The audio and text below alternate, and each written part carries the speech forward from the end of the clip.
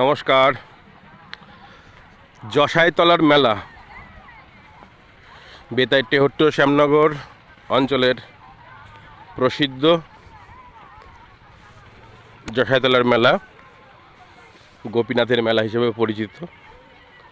তবে আমরা সাধারণত কাটোয়া ঘাটের ওখানে যে মেলা আমরা ইতিমধ্যে শেষ করেছি, রাধারানীর বারোদোল খেলা হয়তো কমপ্লিটের দিকে, সেই পূর্ণিমা ধরেই জসাইতলায় যে মেলাটা হয়, সেক্ষেত্রে প্রথমেই বলবো মেলা কমিটিকে আমার তরফ থেকে শ্রদ্ধা অর্পণ করছি। এই যে প্রচণ্ড দাবদাহে ঘর থেকে বেরোনো যাচ্ছে না, আর মেলা কমিটির যে প্রচেষ্টা বা আবিরাম পরিশ্রম বা মানুষের পাশে দাঁড়ানো, মানুষকে সহযোগিতা করবার জন্য, এবং বিশেষ করে এইখানে একটা টিম দেখুন পুণ্যার্থীদের জন্য খাবারের বন্দোবস্ত করছে আর কি। আমি এখানে একটু আগে খেলাম ডাল ভাত। এরা প্রত্যেকেই এখানে জাস্ট কন্ট্রিবিউট করছে তাদের পরিশ্রমটা, ভাবা যায় না। অর্থ তো অনেকের রয়েছে, মানুষের সেবা কজন করতে পারে? সেক্ষেত্রে এই যে 46 ডিগ্রি তাপমাত্রার মধ্যে দিয়েও এই যে ডাল ভাতের অ্যারেঞ্জমেন্ট এখানে হচ্ছে, এবং কন্টিনিউয়াস একদম সারাদিন এইভাবেই বসে মানুষ খাচ্ছে। আমিও খেয়েছি এখানে। এই কমিটিকে আমার তরফ থেকে অজস্র ধন্যবাদ।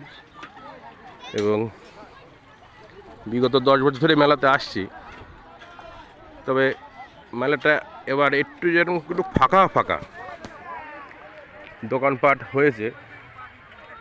তবে সাধারণত দিনের বেলা আসাটা আমার বছর 3-4-এর মধ্যে এবারই প্রথম। জাস্ট ভিডিও করবার জন্য এসেছি। গতকাল আমাদের যে ফ্রেন্ড সার্কেল রয়েছে, দ্য রয়্যাল রুট, আমাদের যিনি সর্বোপরি গোবিন্দদা, ভোলানাথ রয়েছে, সোমনাথ আছে, চিত্ত রয়েছে, রতন রয়েছে, বাবলু রয়েছে, তারপরে পবিত্র আছে। কালকে আমাকে ইনভাইট দিয়েছিল, টিম বললো ছিল কালকে, কিন্তু কালকে একটা শারীরিক পরিশ্রম এত বেশি হয়ে গেছিলো, মানে আসতে পারিনি। গোপীনাথে মেলায় আমি যাব না সেটা কি হয়? আমার শেষ ইচ্ছেটাই রয়েছে গোপীনাথের সেবায় নিজেকে ব্রত থাকা, যেটা আমি দেখেছি আমাদের পূর্বপুরুষ, আমাদের বংশের বাপ কাকাদের যে সান্নিধ্য আর কি, গোপীনাথের সেবায় নিজেকে ব্রত থাকা, সেই প্রচেষ্টায় রয়েছি এবং সেই উদ্দেশ্যে আছি। তা কালকে মর্নিং শিফটে প্রচণ্ড পরিশ্রম হয়ে যাওয়ার জন্য এনার্জি পাইনি বলে আসতে পারিনি, এবং বন্ধুদের কথাও রাখতে পারিনি।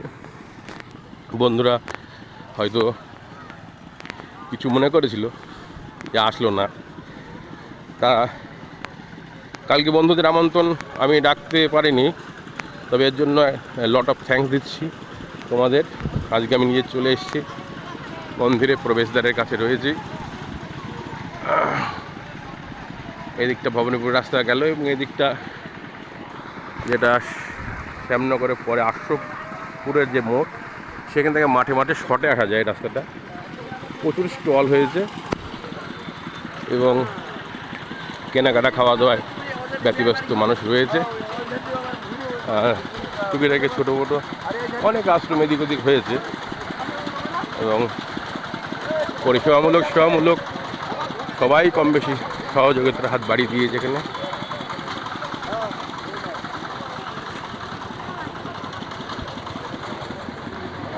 মন্দিরের মূল ফটকে প্রবেশ করছি, আপনাদের গোপীনাথ দর্শন করাবো।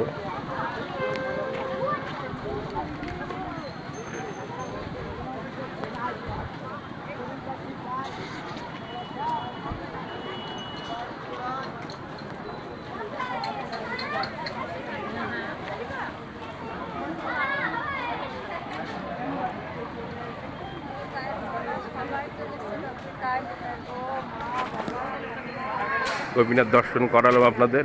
মেলার যে বিভিন্ন স্টল রয়েছে, দেখুন, এটা সাধু বাবা বসে রয়েছে। মালা টালা বিক্রি করছে। পাশে বিভিন্ন স্টল রয়েছে। তবে মেলার এবার একটু চাপটা কম আছে। কালকে রাতে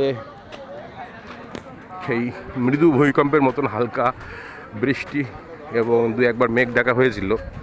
তাতে অনেকেই হয়তো বিগত 10 বছর আগে একটা রেকর্ড এখানে আছে বড় ঝড় এবং বৃষ্টির, সেই উদ্দেশ্যে অনেকে মেলাটা ভাঙো ভাঙো ভাব হয়েছিল, এটা শুনলাম কালকে। সেক্ষেত্রে মেলার মাঠের কিছু দৃশ্য তুলে ধরছি আপনাদের কাছে।